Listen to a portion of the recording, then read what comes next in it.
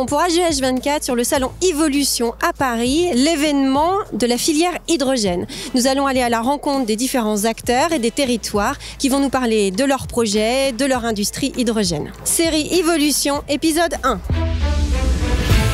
Je suis avec Pauline Chartier, directrice stratégie et partenariat de la société Faurecia. Bonjour Pauline. Bonjour Marion. Alors, vous avez inauguré en 2020 à Bavent, en Bourgogne-Franche-Comté, votre centre d'expertise dédié aux réservoirs à hydrogène. Est-ce que vous vous arrêtez uniquement aux réservoirs à hydrogène ou vous avez d'autres produits que vous déployez? Alors, c'est vrai qu'on a inauguré ce centre et pour nous, c'est une vraie force parce qu'en fait, il y a à la fois le côté ligne pilote, mais il y a également tout ce qui est centre d'essai et de validation, ce qui nous apporte une vraie force pour itérer en termes de technologie et d'innovation. Donc, après, c'est vrai qu'on a une empreinte géographique qui est vraiment international.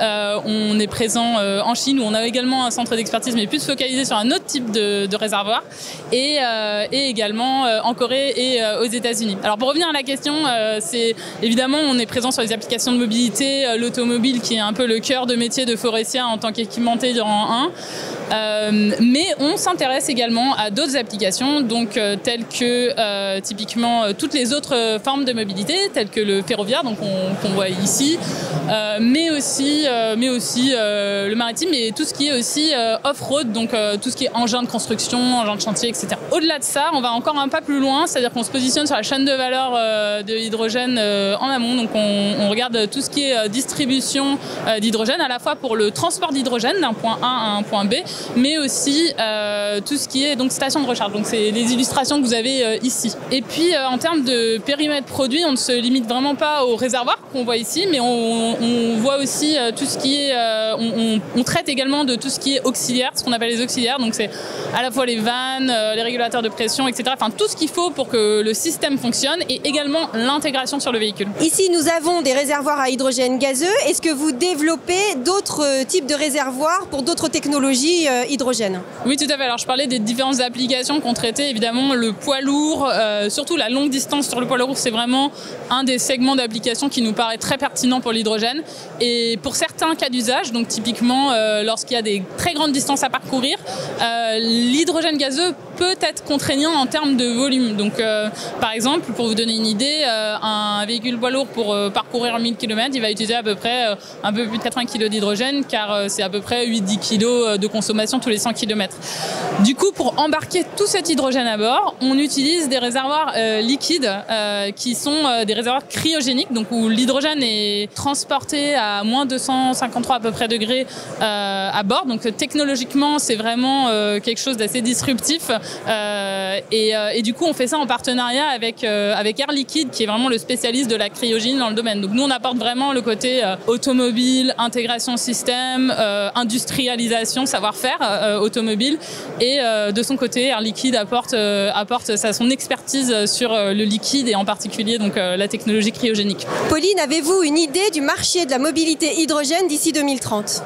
Quand on regarde le monde de l'hydrogène, on sait que ça va être un marché très conséquent à horizon 2030 parce que en fait, on estime ça à environ 160 à 180 milliards d'euros à horizon 2030, ce qui est conséquent. Mais là-dedans, évidemment, il y a tout ce qui est génération d'énergie renouvelable, il y a évidemment tout ce qui est transmission, distribution, conversion d'énergie, toute la compression, la liquéfaction de l'hydrogène et aussi toutes les applications adjacentes qui ne sont pas de la mobilité. La mobilité, au sein de ça, ça représente environ 15 milliards d'euros.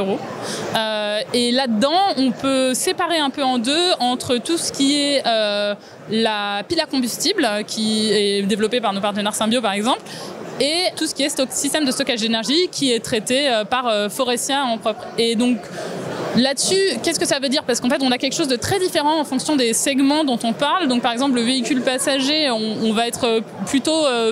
on va dire focalisé sur des segments un peu premium, donc on va se situer à un peu moins de 1%, on va dire, de pénétration sur le marché.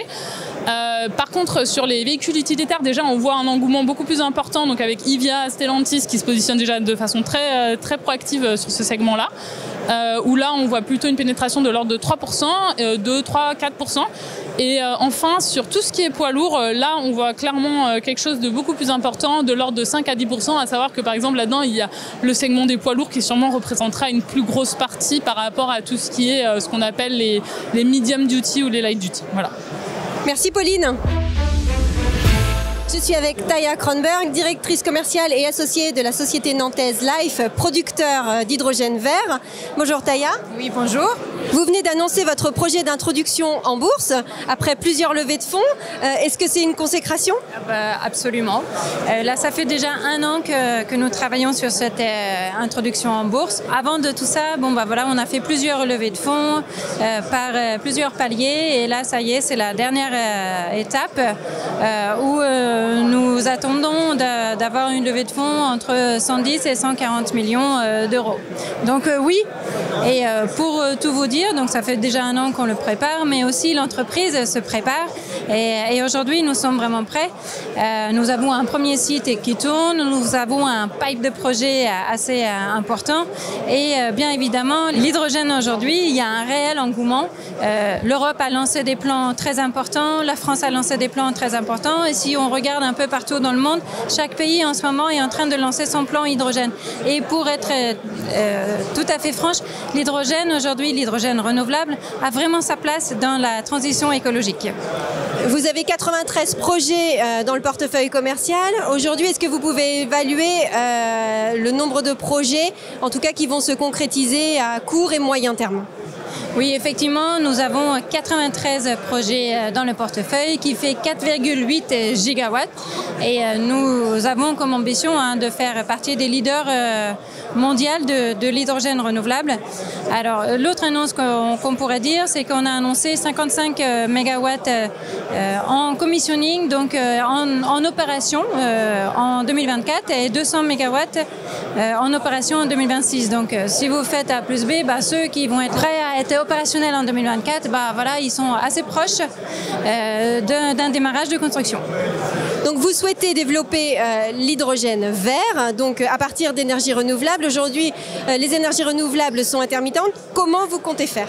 Oui, effectivement, l'énergie renouvelable est souvent intermittente. Vous avez les éoliennes et le soleil. Heureusement, les deux se complémentent assez bien. Mais surtout, ce qu'il faut, c'est d'avoir des quantités d'énergie renouvelable assez importantes parce qu'il faut pouvoir augmenter la production d'hydrogène renouvelable aussi. Et c'est pour cela que nous allons chercher de l'électricité offshore. Donc notre grand plan, c'est aussi de pouvoir faire de l'hydrogène offshore. On a un premier site, un premier démonstrateur qui va être opérationnel cet été, à côté du SEMREV, avec un électrolyseur qui va réellement flotter sur une bâche.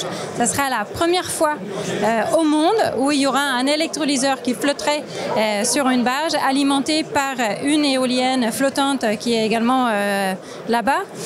L'idée du coup, c'est de faire un démonstrateur un peu plus grand quelques années plus tard pour après avoir des vrais gros projets offshore de plusieurs centaines de mégawatts à la fin de la décennie.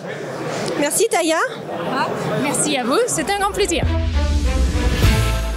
Je vous dis à très bientôt pour une prochaine émission H2H24 sur Evolution.